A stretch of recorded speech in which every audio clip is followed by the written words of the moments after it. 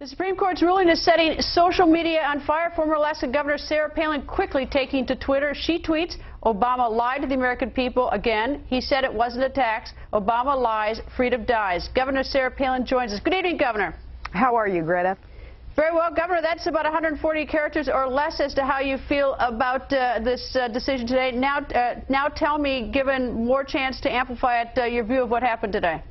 You know, I received a lot of messages about this one today, and a lot of the emails and texts use the word treachery in the messages. And I tend to agree with that term used to describe what happened today. But, you know, we got to be optimistic about it. Basically, what Chief Justice Roberts did for us, for the American people, was put this issue, Obamacare and the individual mandate, back in the hands of the people via our representatives. So now, back in Congress's hands, Congress has opportunity to act on this tax, as this has been deemed a tax, as opposed to Obama's insistence that it wasn't a tax. And after the July recess, I expect Congress to come in and rescind this tax. They have the power to adopt and enact a tax. They also have the power to rescind it. I want to see that done in July. All right, you know, President Obama has said this is not a tax. It was Chief Justice Roberts in the majority that has deemed it a tax, which is, of course, their privilege. They are the Supreme Court. I'm curious, is this a tax or not?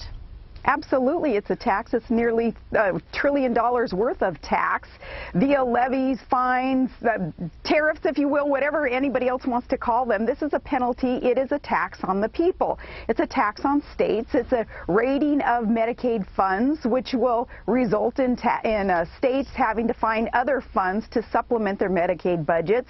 Overall, this is about $1 trillion more tax put on the American people. Do people think, Greta, that there really is anything such as a free lunch? There is no such thing as a free lunch.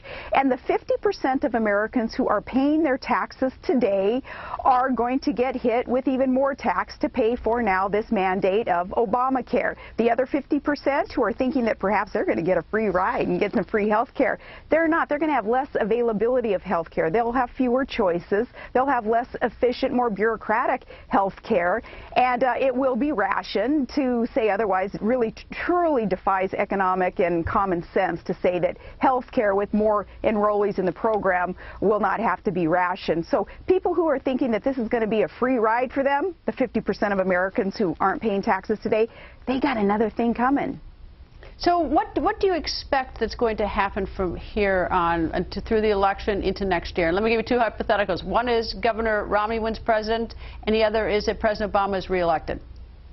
Well, if Governor Romney is elected president, and let's hope that the GOP does take over the White House and can secure the Senate and holds on to the House, then obviously first on the list of priorities must be repealing and replacing Obamacare with something that makes more sense. You know, get rid of the tort reform problems that we have. Get rid of the anti-competitive problems that we have that are prohibiting people from being out shopping for good health care coverage and prices. All the problems that we've talked about that there are common sense, truly sound economic solutions for, well, the Republicans then and common sense constitutional Democrats will be able to enact. And that's if Republicans take over the White House and Senate. Now, if Obama is reelected, well, we will be a fundamentally transformed country, as Obama promised us when he was a candidate, that he was hell-bent on doing to us.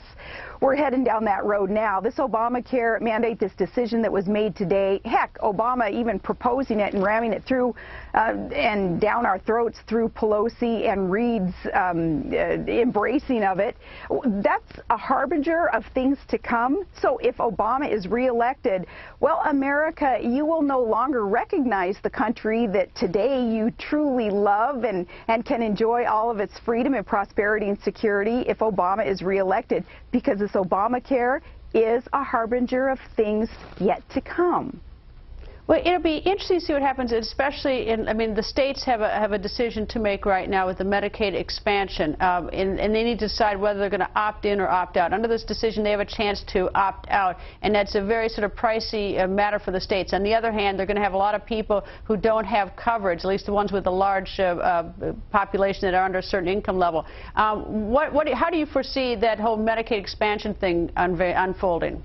Many states are not going to be able to afford expansion of Medicaid and these exchanges that are going to try to be forced down states' throats through Obamacare. I would like to see governors be tough and opt out of this and exert our 10th Amendment rights and tell President Obama, who does not understand the Constitution, he even being a constitutional lecturer and supposed scholar in our Constitution, not understanding, probably never reading nor absorbing the 10th Amendment to understand that states have rights. We are sovereign states that can make up our own minds about our budgets and how to prioritize the dollars that we have and the dollars that are shared by the federal government to the states. I'd like to see constitutionally conservative governors opt out of what Obama is going to try to do to the people of America through mandates on top of what the states already have to provide. Governor, thank you. Nice to see you. Thank you so much, Greta.